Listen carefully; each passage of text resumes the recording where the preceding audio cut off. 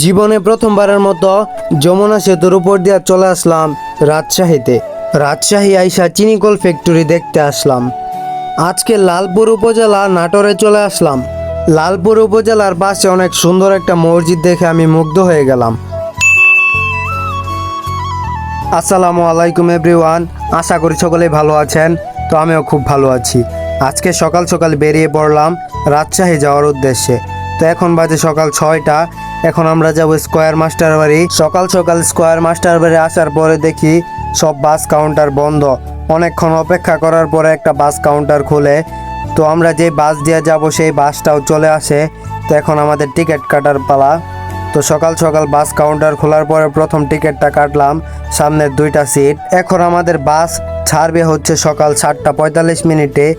তো এখন বাজে সকাল 6টা। তো অনেকক্ষণ অপেক্ষা করার পর অনেক ক্ষুধা লাগছে, তো খাবার দাবার কিনে বাসে উঠে পড়লাম। তো সকাল সকাল প্রথম যাত্রী ছিলাম আমরা।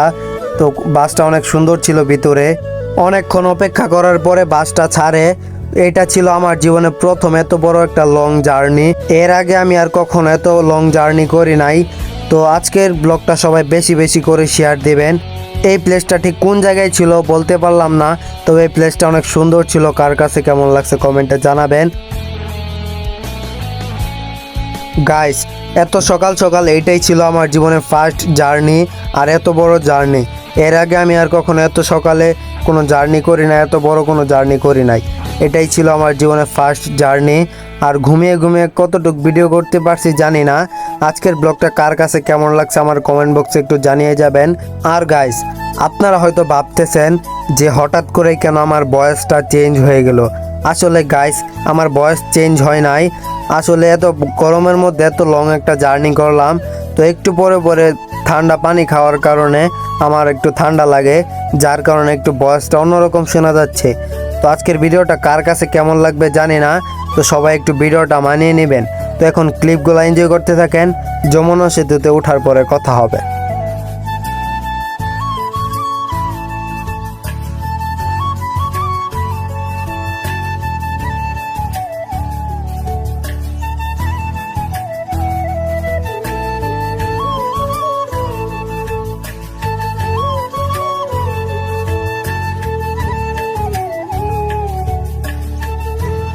ফাইনালি গাইস, এখন আমরা যমুনা সেতুর টুল বক্সের খুবই কাছাকাছি চলে আসছি।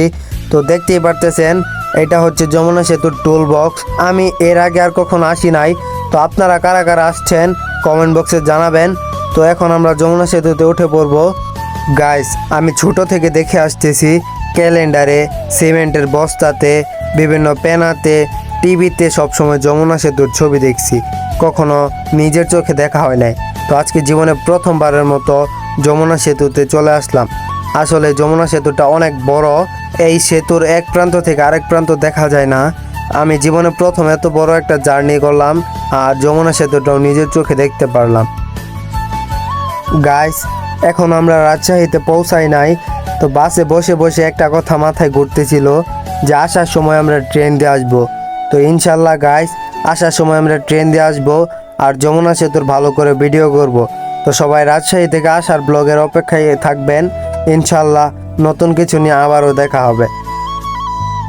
গাইস, এখন আর কথা বলবো না। তো সবাই যমুনা সেতুর ভিউটা এনজয় করতে থাকেন। রাজশাহীতে গিয়ে কথা হবে। তো সবাই ভিউটা এনজয় করেন।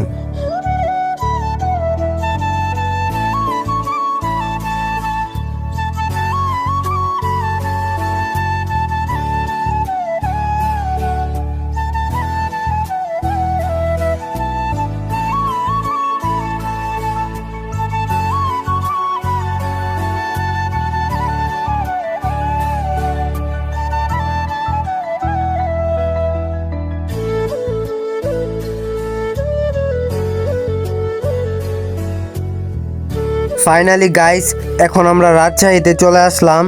এখন আমরা বাস থেকে নামলাম হচ্ছে বনপাড়া স্টেশনে, যেটা রাজশাহী নাটোর অবস্থিত। তো এখন আমরা যাব হচ্ছে রাজশাহী নাটোর লালপুর উপজেলায়। তো এখন আমরা একটা ভ্যান নিলাম। তো ওই ভ্যানটা নিয়ে এখন আমরা রাজশাহী নাটোর লালপুর উপজেলায় যাওয়ার জন্য বেরিয়ে পড়ছি। আসলে গাইস, ভ্যানে উল্টাভাবে বসছিলাম, যার কারণে ভিডিওটা উল্টা হয়ে গেছে।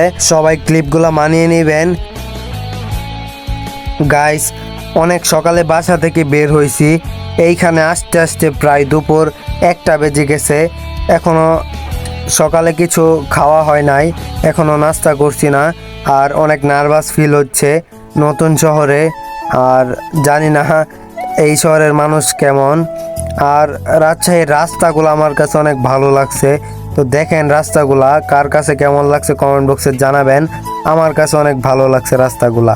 আসলে গাইস, নতুন কোনো শহরে গেলে রাস্তাগুলো আমাদের ভালো লাগে, কারণ এই রাস্তাগুলো তো আমরা সব সময় দেখতে পাই না।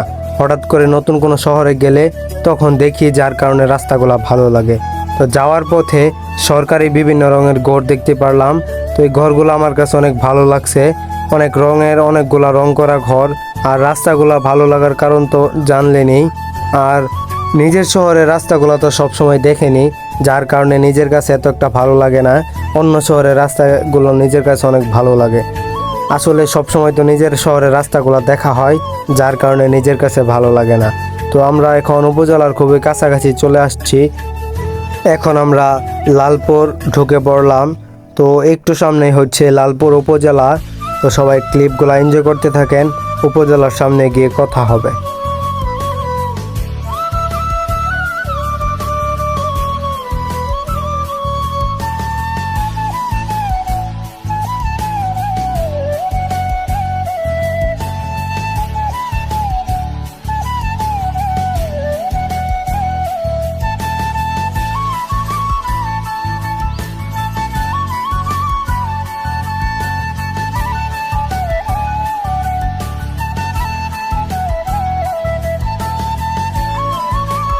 ফাইনালি গাইস, এখন আমরা লালপুর উপজেলার ভিতরে ঢুকে পড়লাম।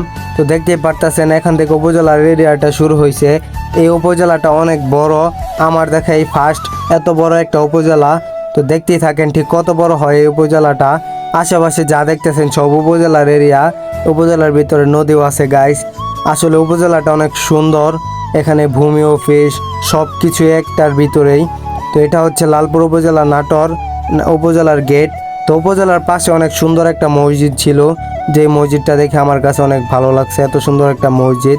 তো এখন আমরা বেরিয়ে পড়লাম চিনিকল ফ্যাক্টরি দেখার জন্য। এখন চিনিকল ফ্যাক্টরি দেখার জন্য আমরা হেঁটে হেঁটে যাচ্ছি একটা ব্রিজ দিয়া। তো একটু সামনে হচ্ছে চিনিকল ফ্যাক্টরি, যেখানে আখের রস দিয়ে চিনি তৈরি করা হয়। গাইস, ভাবছিলাম আজকের ব্লগে আপনাদেরকে সারপ্রাইজ দেব রাজশাহী চিনিকল ফ্যাক্টরিতে এসে। তো আসছিলাম সারপ্রাইজ দেওয়ার জন্য, কিন্তু দুঃখের সাথে জানাতে হচ্ছে আজকে রাজশাহী চিনিকল ফ্যাক্টরি বন্ধ, এবং 3 মাস ধরে এই চিনি ফ্যাক্টরি বন্ধ, যার কারণে আজকে আপনাদেরকে দেখাতে পারছি না। তো বাহির দিয়া করতেছি, যেগুলা ক্লিপ আপনাদেরকে দেখাবো তো আপনারা দেখবেন। আপনাদেরকে যা দেখাতে পারি কষ্ট করে ভিডিও করব, তো আপনারা দেখবেন। আর এটাই হচ্ছে রাজশাহী চিনিকল ফ্যাক্টরি। এখানে চিনি তৈরি করার পরে যে পানিগুলা বাড়তি হয় সেই পানিগুলা এখানে আনা হয়। তো এখন আমরা চিনিকলের ফ্যাক্টরির পিছনে আছি। এটা হচ্ছে পিছনের দৃশ্য। সামনের দৃশ্যে গিয়েছিলাম, বাট সব দিক দিয়ে তালা মারা। এই দিক দিয়ে একটু ভালো করে দেখা যায়, তাই এই দিক দিয়ে আসলাম আপনাদেরকে দেখানোর জন্য। গাইস, আজকে অনেকটা জার্নি করার কারণে এখন আর ভালো লাগতেছে না, অনেক টায়ার্ড লাগতেছে। তো আজকের ব্লগটা আর বেশি বড় বানাবো না, আজকের ব্লগটা এই জায়গায় এন্ড করতে হচ্ছে। তো সবাই ভালো থাকবেন, ইনশাআল্লাহ নতুন কোনো ব্লগ নিয়ে আবারও দেখা হবে। তো আজকের ব্লগটা এই পর্যন্তই, সবাইকে আল্লাহ হাফেজ।